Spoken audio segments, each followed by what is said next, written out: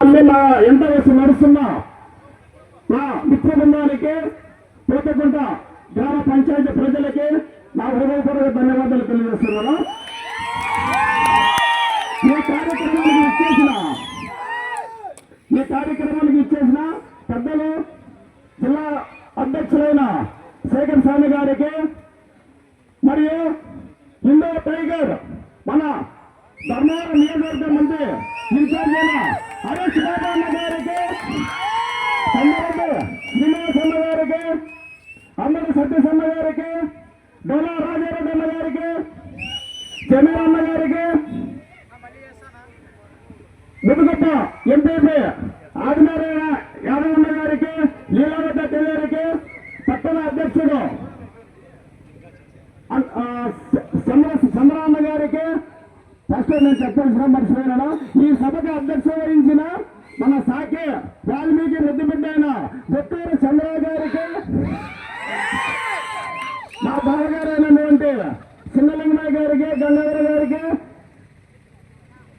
చిర్లాపల్లి నారాయణ సోమన్న గారికి, ముదుగు తాడిమేరు మండల అధ్యక్షులకి రామన్న గారికి, తాడిమేరు మండల అధ్యక్షుల గారికి, పత్తలపల్లి బాసురన్న గారికి,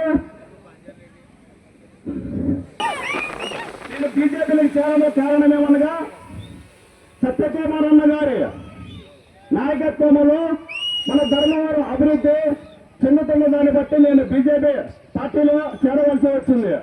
కొంతమంది ఏదో అపోహలు చెప్తుంటారు, ఏదో రాజు బిల్లులు ఉన్నాయి దాన్ని బిల్లులు చేసుకోవాలనే ఉద్దేశంతో రాజు బీజేపీ పార్టీలోకి పోయినాడని ఎలాంటి అనుమానం లేదు. నేను అట్లా పోయేవాడిని కాదు.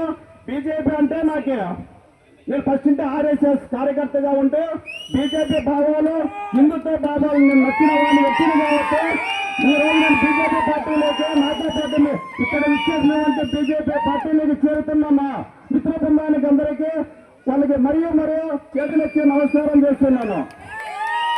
ఈ